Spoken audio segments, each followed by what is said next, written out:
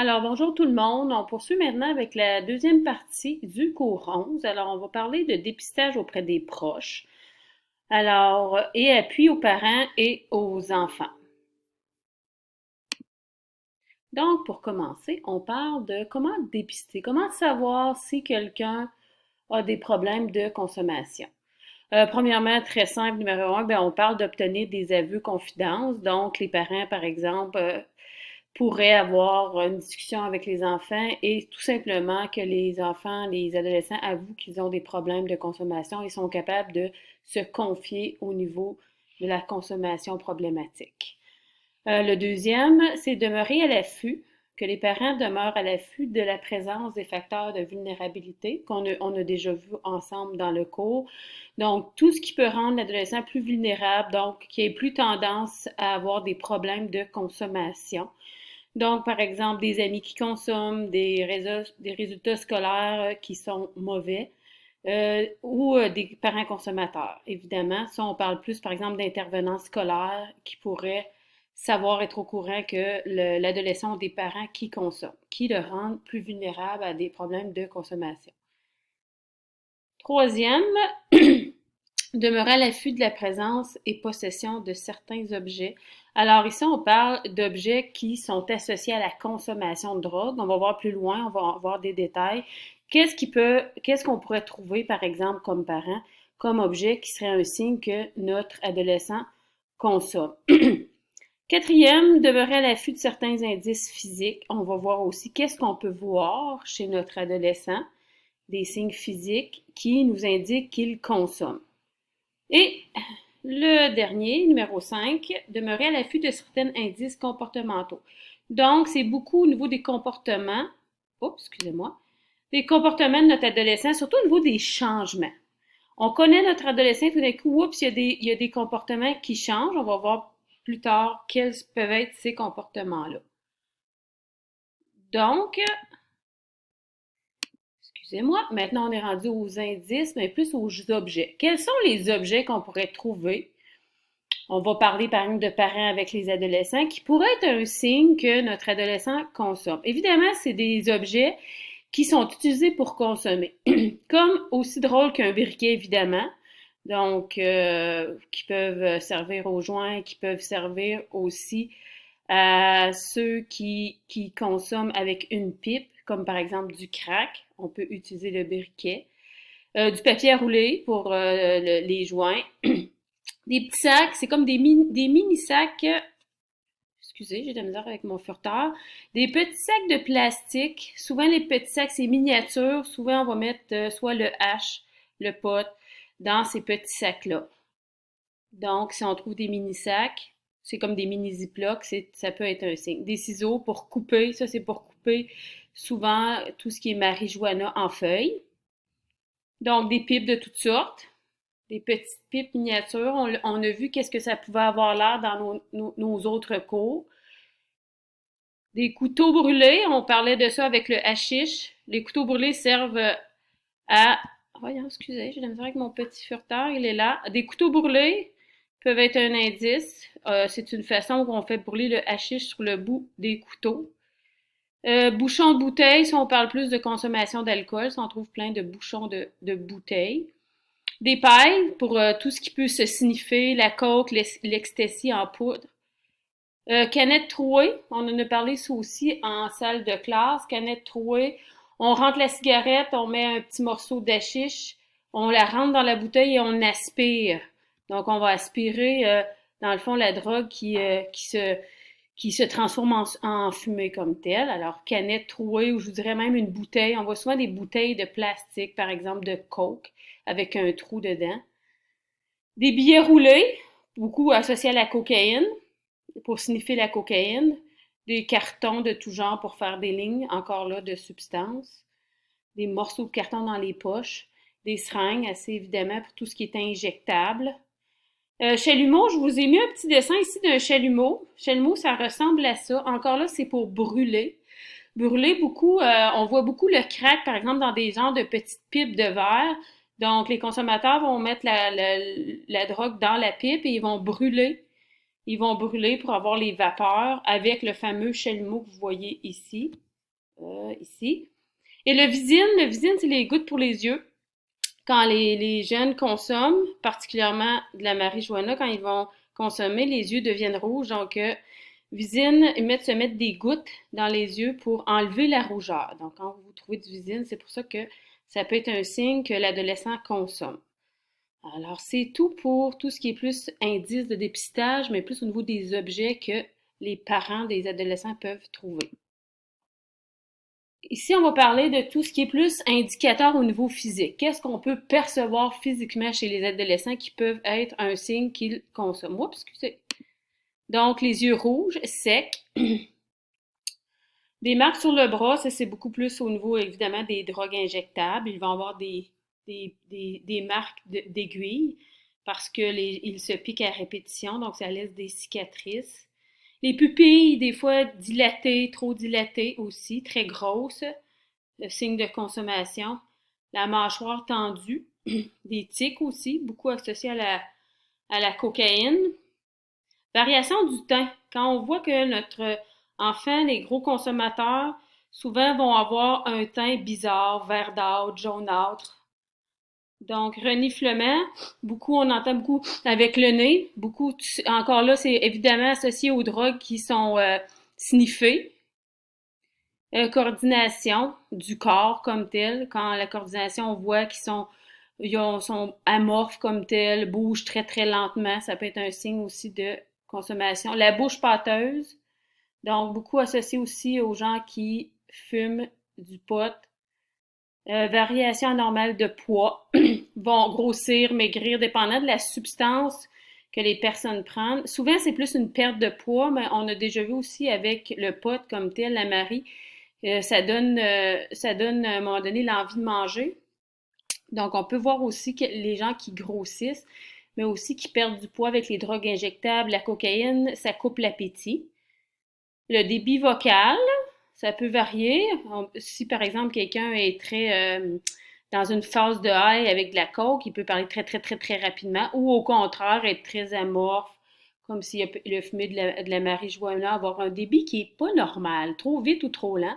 Confusion, mêlée, on sait que quand on consomme au niveau cognitif, notre cerveau fonctionne pas de la même façon. Donc confusion, mélangé, de l'incohérence au niveau du discours. Des toux, encore là, beaucoup avec tout ce qui est fumé. C'est sûr que c'est pas bon pour la gorge, les poumons, donc on peut voir notre adolescent tout d'un coup qui commence à tousser. Salivation excessive. On voit qu'il y a des problèmes au niveau de la salivation comme tel. Donc, c'est tout au niveau de tout ce qui est indice de dépistage, mais plus au niveau physique, pour savoir si quelqu'un consomme. Plus au niveau du comportement, maintenant on continue avec le comportement. C'est beaucoup aussi de voir qu'est-ce qui change, être vraiment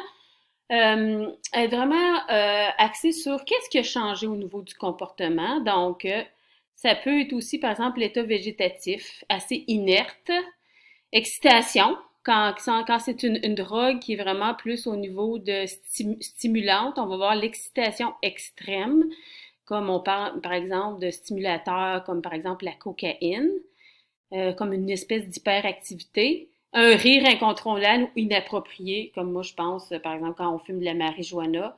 Quand on prend des champignons magiques, aussi on en a moins parlé, mais c'est quelque chose qui est comme hallucinogène et ça fait rire beaucoup. Donc quand on voit que l'adolescent va rire pour rien, pas capable de se contrôler, tout ça. Variation de l'humeur, parce que certaines drogues peuvent rendre vraiment agressif aussi. Donc, on voit qu'il passe heureux, après ça, il se fâche. Donc, il est instable au niveau de son humeur. Ça varie beaucoup de très content à très agressif ou à très dépressif comme tel. L'anxiété, le stress, absentéisme de la maison ou à l'école, donc on voit que la consommation commence à prendre beaucoup de place, donc essaie de s'éloigner de vous. Des fois, c'est pour pas que les parents se rendent compte de la problématique ou la consommation va prendre tout simplement beaucoup de son temps, donc on verra plus notre enfant, notre adolescent pour les parents, ou simplement à l'école, comme je vous dis, on l'a assez vu, de dire que il n'y a plus de motivation à l'école, c'est vraiment rendu secondaire. Donc, ce changement-là également. La motivation, de façon générale, va diminuer. Plus de motivation au niveau des intérêts habituels, que ce soit à l'école, que ce soit quelqu'un qui faisait du sport, qui était plus au niveau des arts. Donc, la motivation principale, comme je vous explique, c'est toujours la consommation, l'objectif. Donc, c'est pour ça que alentour de ça, il y a beaucoup de choses, on peut voir que l'adolescent a moins de motivation. Délinquance, évidemment, des gestes délinquants, beaucoup associés à la consommation, donc vol. Vandalisme aussi, au niveau à cause de l'agressivité que certaines drogues peuvent amener comme telles. Ça peut être aussi des batailles. Donc, baisse de rendement scolaire, évidemment. Mensonges. Les consommateurs vont essayer vraiment de raconter des mensonges pour dissimuler leurs problèmes de consommation ou quand ils décident de voler, il y a de l'argent qui disparaît, mais ils vont mentir. Donc, mensonge, évidemment. Isolement, commence à vraiment s'isoler à cause de ses problèmes de consommation. Nouveaux amis, on va voir le changement du cercle d'amis, des amis qui sont plus marginaux. Donc, il faut être très attentif à ça. Ça peut être un signe. Changement d'amis, des amis qu'on voit pas trop. On semble que l'adolescent essaie de nous cacher ses amis. On en parle pas souvent. Donc, variation aussi au niveau du style vestimentaire. Il peut y avoir des changements comme tel. Ça peut être de la négligence aussi. Ça devient plus important comment que la personne s'habille. C'est plus cette première préoccupation. Abandon des centres d'intérêt, comme on expliquait, ça va chercher au niveau de la motivation également. Donc, arrête de faire ses activités habituelles, que ce soit, comme je vous disais tantôt, du sport, les arts, tout ce qui touche le côté aussi académique comme tel. Négligence corporelle ou des tâches. Donc, s'il y a de la misère à continuer sa routine, même au niveau corporel, comme je vous dis, ça devient la consommation prend toute la place, donc même au niveau de la propreté corporelle, comme une fille par exemple, vous avez une jeune fille qui est toujours habituellement bien mise, bien coiffée, maquillée, bien habillée, oups, on voit le changement. La personne commence à se négliger, se peigne plus, se maquille plus, même au niveau de l'hygiène, il y a une grosse différence. Tâches, ça peut être comme par exemple faire les devoirs, les tâches à la maison qui sont négligées comme telles. On va poursuivre avec l'impact de la consommation sur l'entourage, plus particulièrement les parents. Donc, le premier réflexe des parents, ça peut être vraiment de dire, OK, au niveau du déni, incrédule, ça veut dire, ils croient pas à ça. Ils essayent de se cacher dans le sens de dire, non, ça se peut pas, mon enfant a pas de problème de consommation. Même si des fois, il y a des évidences, c'est très difficile pour les parents d'accepter que leur enfant peut avoir un problème grave de consommation. Donc, sous l'effet du choc, ça peut être une réaction de dire non, ça se peut pas, de se camoufler, de se cacher le visage, de dire que c'est pas vrai, même comme je vous dis, si ça semble souvent évident. Donc, les parents se cachent une situation, ils la cachent, qu'ils devinent, même comme je vous dis, s'il y a des indices qui sont évidents, ils veulent pas l'admettre. Donc, c'est comme pour se protéger, car c'est trop, trop difficile à accepter comme tel. Ce qui est important à ce moment-là, c'est qu'il faut vraiment mettre les faits à jour, le nommer, l'accepter et le nommer à notre adolescent. Faut pas faire l'autruche, si on pourrait le dire ainsi. Ensuite, quand on nomme, quand on se l'avoue, ben on arrive au niveau de la culpabilité puis du sentiment d'échec. Oui, comme vous pouvez le deviner, quand on est parent puis on découvre que notre adolescent a des problèmes de consommation, on se blâme beaucoup. Où j'ai manqué? Qu'est-ce que j'ai pas fait que j'aurais dû faire?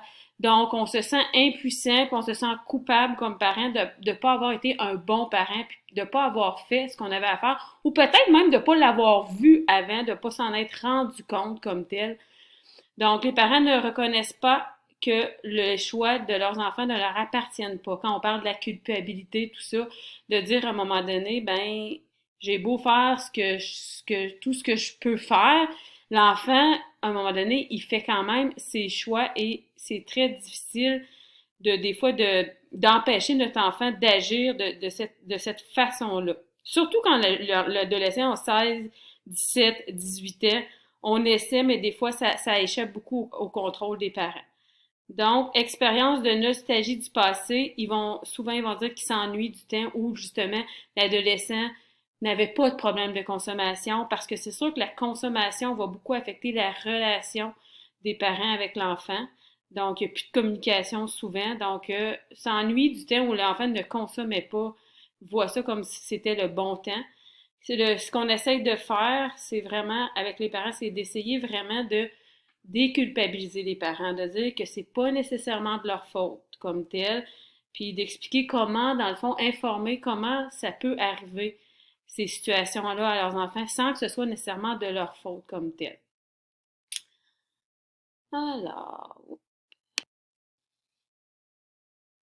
donc, ce que les enfants aussi peuvent vivre, que je veux dire, les adultes, les parents peuvent vivre au niveau relationnel avec leur enfant. Donc, c'est le rejet, soit le parent qui va rejeter parce qu'il est en colère. Le parent va rejeter, dans le fond, l'adolescent parce qu'il est en colère contre l'adolescent, parce qu'il y a une perte de contrôle. Il est plus capable de contrôler ce que l'adolescent fait, même s'il n'est pas d'accord avec son comportement. Donc, ce que ça fait, c'est que ça brise les liens de communication entre le parent et l'adolescent. Il y a beaucoup de frustration extériorisée, diminue l'impact des interventions irrationnelles. Donc, quand les interventions ne sont pas appropriées parce que les parents vont vraiment agir sous l'effet de la colère comme telle. Donc, normaliser le contrôle. Donc, ensuite, on essaie vraiment de normaliser dans le sens de revenir à des interventions auprès de l'adolescent qui sont plus rationnelles. Donc, de laisser la colère descendre et de travailler avec le parent pour vraiment essayer de les ramener suite à la colère à des sentiments plus contrôlés pour avoir justement des, des interventions auprès de leur adolescent qui vont être plus efficaces. Puis c'est sûr parce que quand on arrive avec la colère, ça donne rien, on n'est pas capable. Notre adolescent ne nous écoute pas. Donc, il faut revenir en mode communication, ouverture. Ensuite, il y a l'acceptation qui est graduelle. On revient à un équilibre. Alors là, les parents, à ce moment-là, quand ils passent l'étape de la colère, ils reviennent à une volonté vraiment, pas juste de rejeter puis de dire va-t'en de chez nous, je veux plus rien savoir si tu m'écoutes pas, j'accepte pas le comportement. Ils vont plus arriver à OK, je veux t'aider, état d'équilibre, comment je peux faire pour t'aider et te supporter. Favoriser la disponibilité et l'ouverture, comme on dit, puis on va plus se référer aux ressources spécialisées. On va essayer d'amener, les parents devraient essayer vraiment d'amener l'adolescent à consulter pour aller chercher de l'aide et ne pas rester seul avec ce problème-là au niveau de la consommation de leur enfant, de leur adolescent.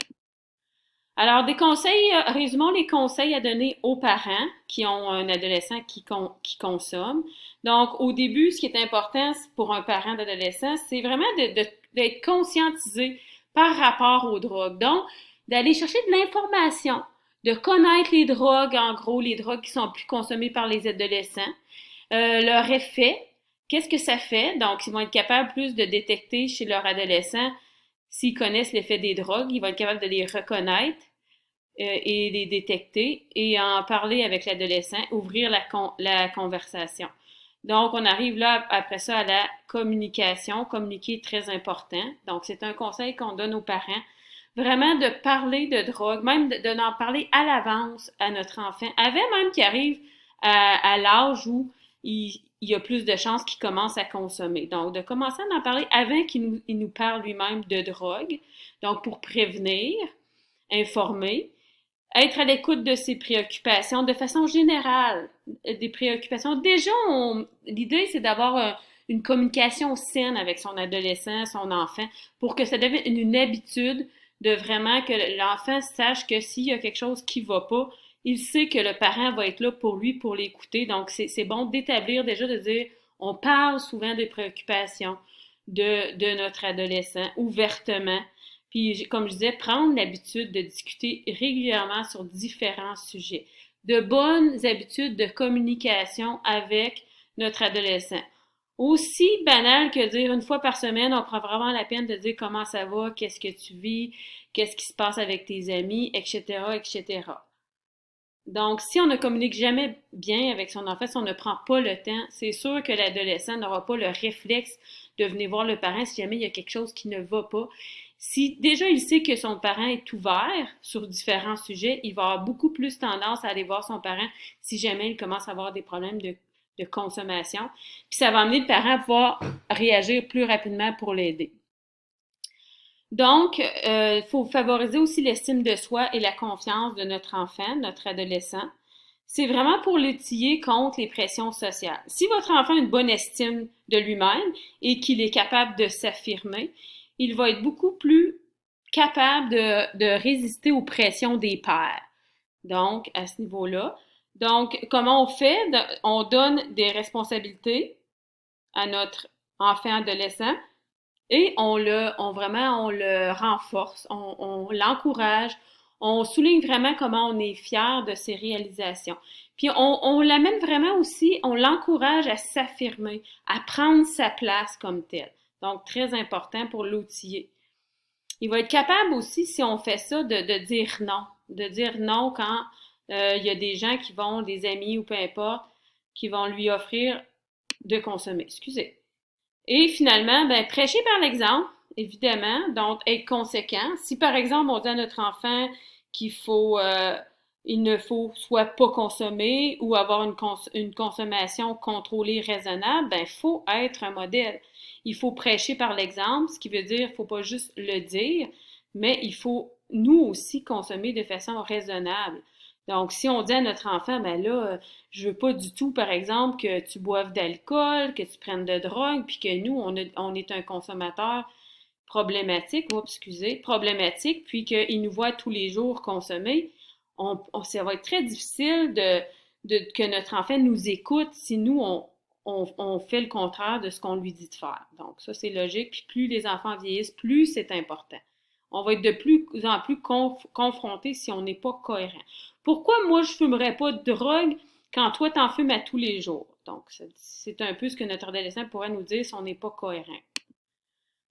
Ensuite, d'autres conseils aux parents, ben, comme on dit un peu tantôt, être à l'affût des indices. Changement rapide à l'adolescence. Donc, l'adolescence, c'est une période déjà où vous allez voir que votre enfant va changer rapidement. Les parents vont voir que le comportement change rapidement, mais il faut être vraiment à l'affût de ces changements-là. Comme je dis, si on voit que les amis changent, il commence à avoir des amis que on voit plus, il veut pas nous les présenter, il commence à être très le jeune commence à être très cachetier. Il va vraiment, par exemple, comme on voit le cercle d'amis, les priorités qui changent, comme on disait tantôt, la vie familiale ne l'intéresse plus, par exemple. Ça peut être un indice. Ses sports, ses arts, tout comme on disait tantôt au niveau de ses intérêts, on voit un grand changement. Parce que ça peut être que l'adolescent, ses intérêts vont tous vers la consommation. Comme tantôt, diminution du rendement scolaire aussi, c'est un indice. On parle beaucoup au niveau des changements, parce que c'est sûr que si notre enfant a toujours eu des résultats scolaires plus ou moins bons, c'est dans la norme. Mais quand le changement est là, donc super bonne note, tout d'un coup, notre adolescent ne passe plus ses matières scolaires, là, ça pourrait être un indice. Donc, tout d'un coup, il devient cachetier. Tout d'un coup, il y a aussi un changement au niveau de l'humeur. Il se fâche très rapidement pour rien. Il argumente. Il peut avoir l'air déprimé, dépressif. C'est un autre indice. Donc, la fuite. Vous sentez qu'il vous fuit. Il ne veut pas vous parler. Vous le voyez presque plus. C'est un autre indice. Oups. Donc, ensuite, on a agir. Comment on devrait agir? Comment un parent devrait agir quand il croit qu'il y a de forts indices, des évidences que son adolescent consomme. Donc, il faut vraiment, premièrement, qu'il en parle directement, qu'il aborde directement la question avec l'adolescent, qu'il n'ait pas peur de dire ce qu'il lui pense, puis qu'il nomme vraiment ses inquiétudes comme telles.